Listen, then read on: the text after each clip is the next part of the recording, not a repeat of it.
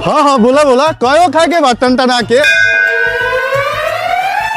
तू जितना खिलाइब हम उतना खा लेम टनटना के। ए सुना ना, जितना पैसा देब उतने खिलाइब छुछा के। ए तू चुपे रह, तोरा जैसन कितना लड़का के हम मुंबई में धूल चटा दीने छूछा के।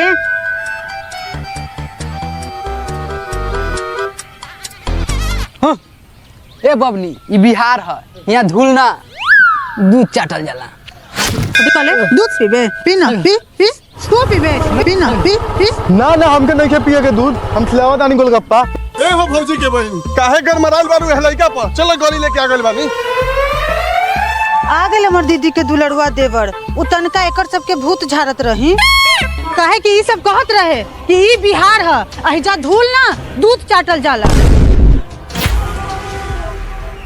ये चलिए, कहाँ गलत कह रहा था, ठीक है तो कह रहा था। ऐसू आपका थान ठीक ठाक।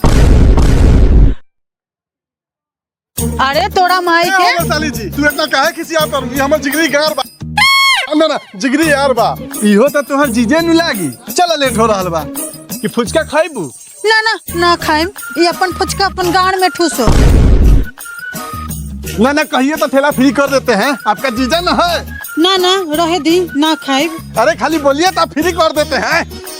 अरे साला रहे देना न खाई तो तेल भरा वाला जेबी में झड़ल झाट नहीं के, एकरा के फुचका खिएबे। हाँ तो चलिए, नहीं खाइएगा तो गरीब बैठिए। साली जी आप बीच में बैठिए। हम बीच में नहीं बैठेंगे, हम आड़ी में बैठेंगे। अरे आपका सामान बड़ा बड़ा है, उसका तो सुरक्षा करना ना पड़ेगा। आइए बीच में बैठिए।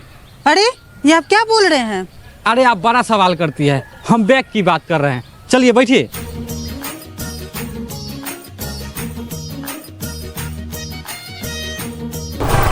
साली जी अभी भी मौका है, बोलिएगा फ्री कर दे। ना ना चलिए। हाँ हाँ चपले रहा चपले रहा। तोड़ा माई के छोड़ दो।